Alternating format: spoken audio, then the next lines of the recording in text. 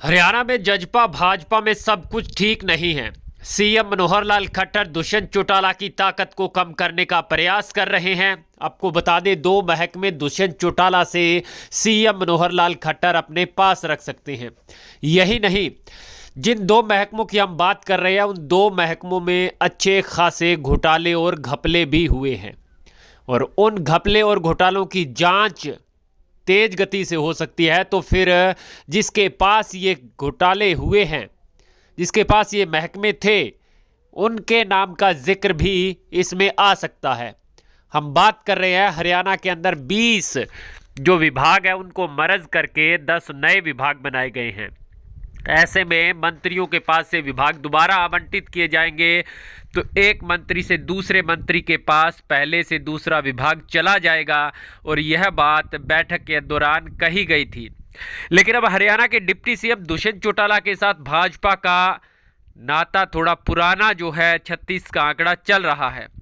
9 दिसंबर की रैली को दुष्यंत चौटाला ने अपने टीस जरूर दिखाई कि मेरे दिल में भी टीस है कि बुढ़ापा पेंशन 5100 नहीं है, मैं सीएम नहीं हूं, लेकिन वादा करता हूं कि जब आपके बीच आऊंगा तो पेंशन 5100 रुपये करवा करके आऊंगा। अब 2 बड़े सवाल यहां खड़े होते हैं कि क्या भाजपा दुष्यंत चौटाला के कहने पर बुढ़ापा पेंशन 5100 रुपये कर देगी, क्योंकि यदि दुष्यंत चौटाला समर्थन वापस भी लेते हैं तो सरकार पर कोई फर्क नहीं पड़ेगा।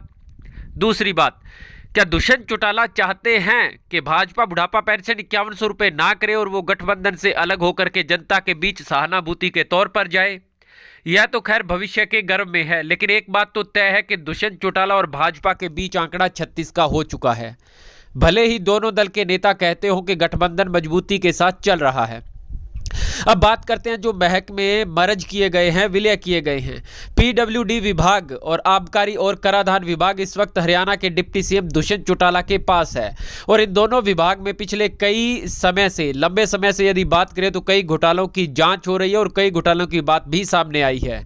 कोरोना काल के दौरान शराब का घोटाला भी एक अहम घोटाला है जिसकी जांच लगातार जारी है। यानी कि डिप्टी सीएम दुष्यंत चौटाला के पास से ये महकमे फाइनेंस विभाग में कर दिए गए हैं, और निश्चित रूप से फाइनेंस विभाग इस वक्त हरियाणा के सीएम मनोहर लाल खट्टर के पास है, और इसकी जांच तेज गति से होगी जो भी घोटाले यहां पर किए गए हैं। यानी कि आने वाले समय में मुश्किलें दुष्यंत चौटाला की बढ़ सकती हैं, क्योंकि महकमे उनके पास थे, उनको जवाब देना पड़ सकता है, और लगातार जांच जारी भी है।